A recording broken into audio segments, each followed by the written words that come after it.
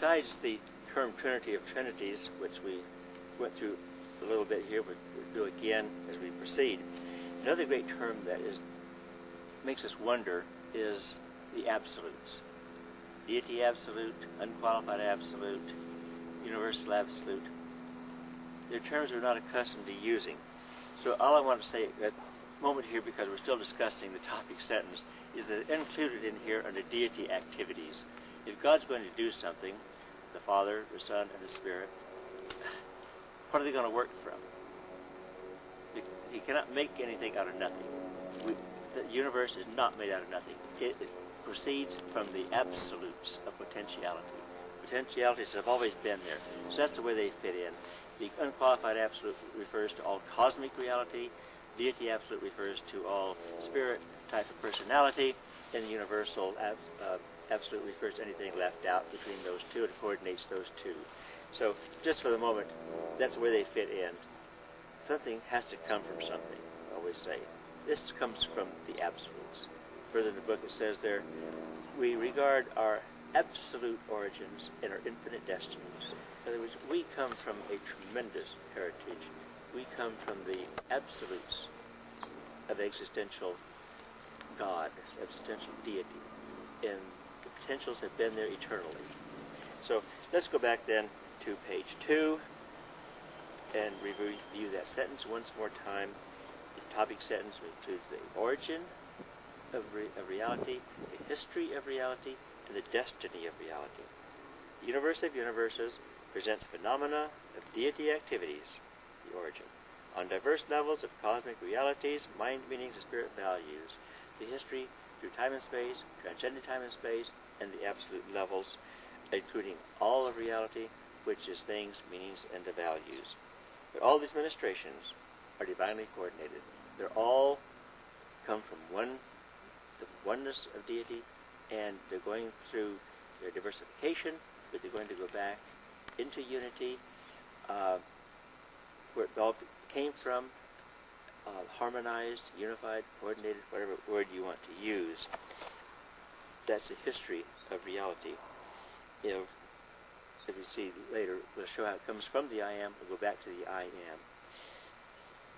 Remember we said before on the first page that he was not going to use any new terms. He wasn't supposed to use any new terms.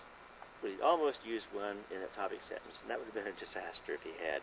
So he says, these ministrations, personal or otherwise, he could have used terms there that we would not understand, being brand new terms, so he did not do that. So he said, put in the word or otherwise.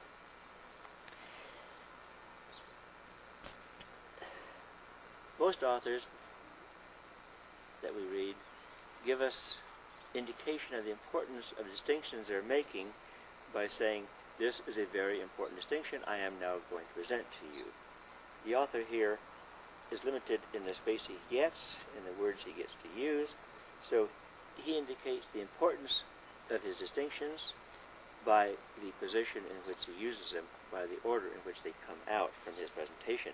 The very first distinction is going to be the next one, and I think that is probably the most important distinction in the book, the pre-personal, the personal, and the superpersonal roles that God plays.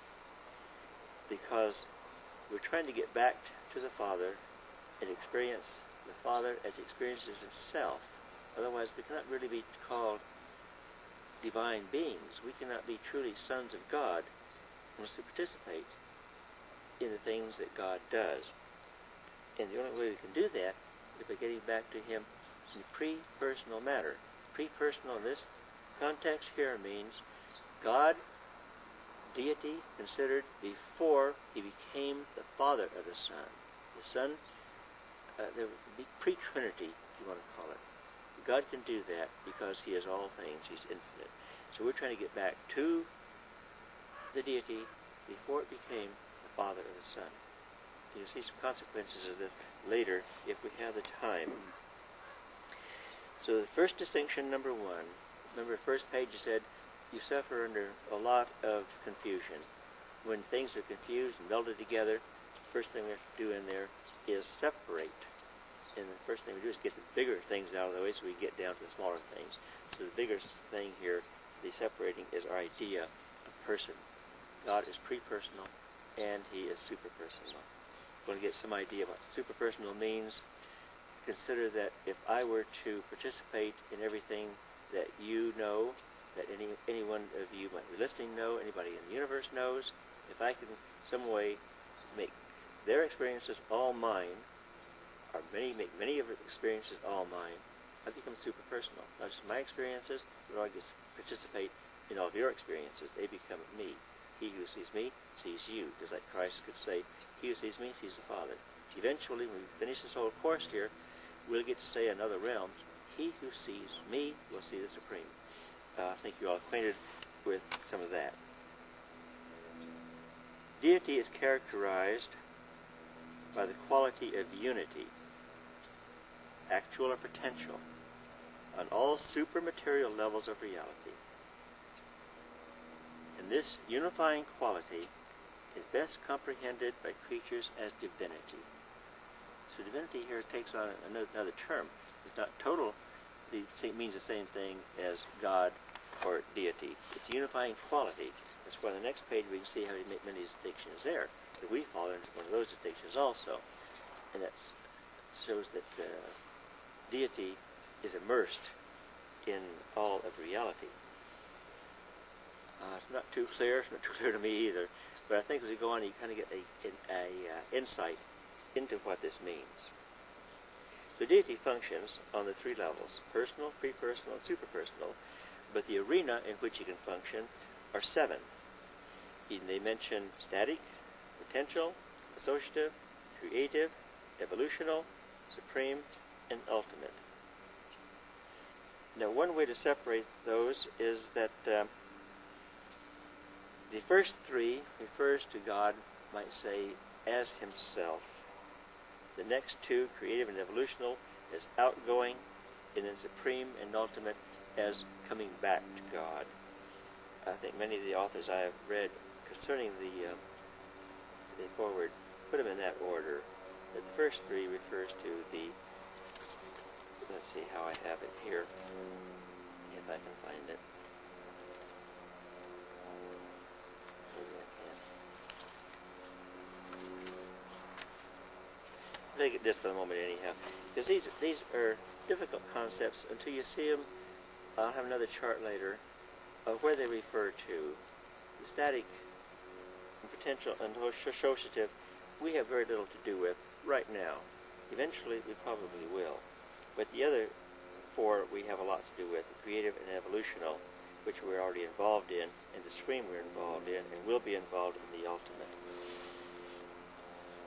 If you'll notice then, this second half of page 2, the finite level refers back to the supreme level.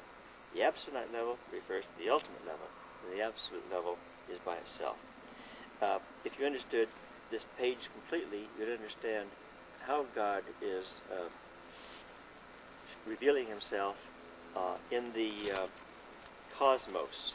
Remember, God does not reveal himself anywhere else except in the cosmos as far as we're concerned now. This is the way we get to understand God, by the self-revelation of God that also makes us self-realize ourselves by understanding what God has done down here. This, remember, is a book for the minds of the mortals of Urantia, besides being a very spiritual book, which leads us into consciousness of God's presence, and consciousness of whom we are in the presence of God, which is his sons. So, let's go to the number 6, self-experiential. In creature, creator, unifying deity, God is experiencing himself down here. As God in eternity, he is called what we call existential. He's always been, no experience, just always is. Down here, he gets to experience himself and through us and with us. So, it's self-experiential, creature, creator, unifying. Best example of that in our present circumstances is the Christ, as we call the Creator's Son, becoming man. Creature, creator, unifying.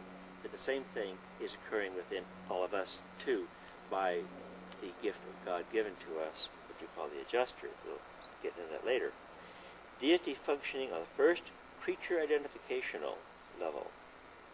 God identifying with creature level is time-space over-controllers of the grand universe, sometimes designated supremacy of deity.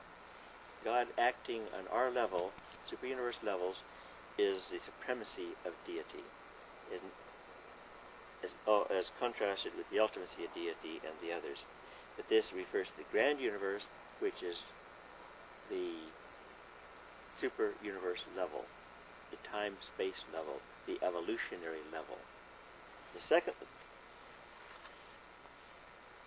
level in which God is going to be revealing himself, we call the ultimate, is self-projected, time-space transcending deity. God will go beyond time and space, project himself out into realms that we do not know, at least. And that will be transcending time and space, but having a relationship to time and space, which means, in a way, one aspect of the meaning would be that the beings who will be coming from that level will have no experience of time-space. They will not know what it has been for the Supreme Being to have come into existence. It will be a complete mystery to them. That's why they project that we'll have to go out there and show them what it is, how the Supreme Being arrived at his actualization. They will have no concept of even concepts. They will understand things beyond concepts. So for us to understand them beyond our concept, all we know is that they're there. How they do it, we really don't know. So that will be deity, omnipotent, omniscient, and omnipresent. Again, see, deity under those three ways is different than the existential deity. The existential deity is these things using different terms. When we use these terms in this book, omnipotent, omniscient, and omnipresent refer to God on the level of ultimacy. God is these things on the level of the absolute, but we use different terms for that. I need to mention here that one of the things is come to terms with the author in the way he uses them. We get very confused if we say, well, I know what omnipotent means. We have to see how he uses it. Otherwise, you spend many, many hours trying to understand the foreword if we do not use the terms the author is using in the way he uses them. I spent many years arguing with this foreword because I was always using my terms that I'd come up with my schooling, and it had no relationship to what he was using. So this is deity functioning on the second level. The first one was supreme level. This is the ultimate level. Second level of unifying divinity expression. God expresses himself and is going to unify that expression as it's diversified out here on the level of the cosmos. As effective over-controllers and absonite upholders of the master universe. That word absonite seems to come from the combination of two words, abs from absolute and night from the word finite. Put them together, it will refer to that arena of deity activity which comes between the finite and the absolute. It's one of the levels where God functions. As compared with the ministry of the deities in the grand universe, this absonite function is the master universe. In the master universe, is tantamount to universal over-control and super-sustenance, sometimes called the ultimacy of deity. Remember, we're trying to get to the absolute that has nothing to do with time and space. So we have to get beyond time and space, and this beyond is where we're at right now. It's tantamount to universal over-control and super-sustenance. It's not the completion by any means, but it at least gets us into where we're supposed to be going. Again, if we can combine all of our efforts in unification in the Supreme, they combine all their efforts in the unification of the ultimate. Putting all that together, the two of us, we might be able to make a dent into the absolute, and that's what we're supposed to be going.